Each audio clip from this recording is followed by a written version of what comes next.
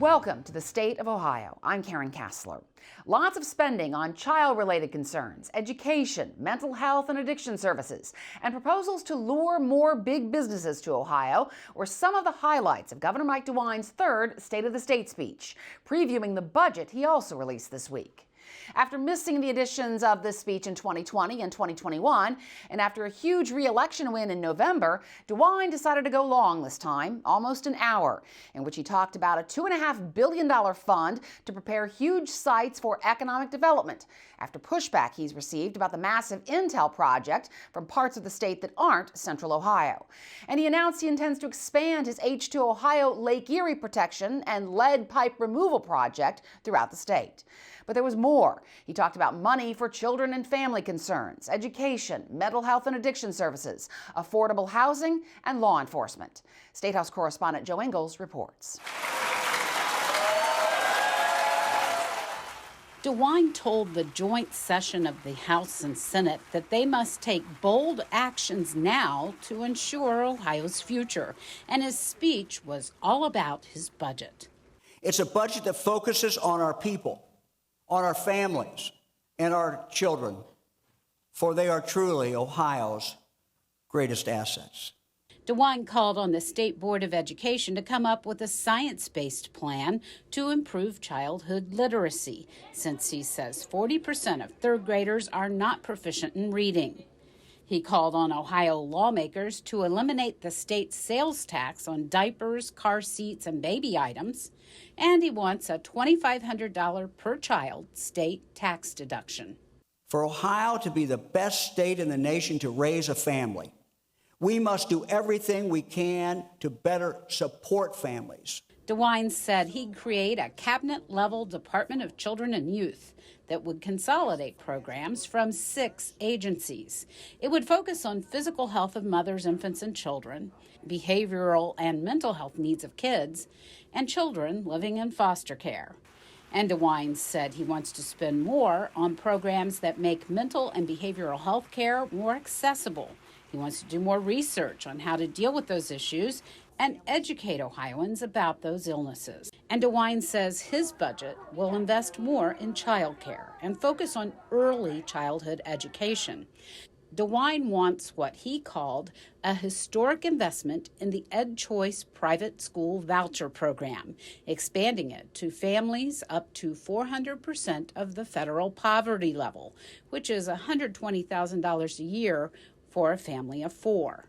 But he also said the budget would continue to implement the new school funding formula that started a 6-year phase-in the last budget. DeWine also said his budget would provide money for every public or private school that wants a school resource officer to get one.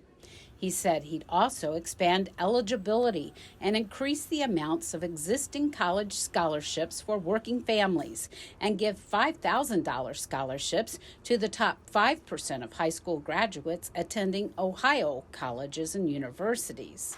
DeWine also called for tax breaks for affordable housing, including tax-free savings accounts for down payments. He cautioned nursing homes that any future money they get will be tied to the quality of their facilities.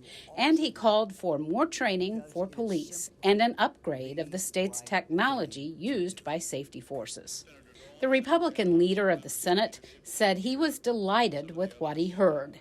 Senate President Matt Huffman says those proposals will help with the birth rate, which has dropped slightly in the last 15 years. There's a lot of 70-year-old baby boomers sitting in restaurants wondering where the staff is. And the answer is they weren't born for a lot of different reasons. So we really need to encourage people to have children and change the policies that are preventing people or causing people to decide not to have children. House Speaker Jason Stevens did not talk to reporters after the speech, but issued a statement praising DeWine's investment ideas and calling for a long-term approach to ensure sustainability. Stevens' supporter and Assistant House Majority Leader John Cross was pleased, too. I'd label this speech as a very bold, bullish speech, matching a bear market. And I think that's actually good for us because it sends confidence to Ohioans that we're going to continue to make proper investments. Representative Jay Edwards, who supported Stevens as Speaker, will chair the House Finance Committee. Edwards agreed on a lot of DeWine's plans, but said there's still a goal of cutting taxes. Absolutely. We want tax relief for Ohioans. We always want a big tax cut. Now, how big that is a question, and also making sure we maintain the priorities of the governor and what the governor wants. And Republican Representative Derek Marin, the chair of the Ohio House Republican Caucus, who was elected by a majority of Republicans after Stevens was elected Speaker with fewer GOP votes than Marin, says he looks forward to working with the governor. We're here to be supportive of the governor and his plans, and to reconcile our beliefs and represent our constituents and make sure that we have a good partnership with the governor. So the legislature, we got a lot of good ideas, but we need the governor's help, and the governor needs our help. Democrats like much of the governor's budget, too.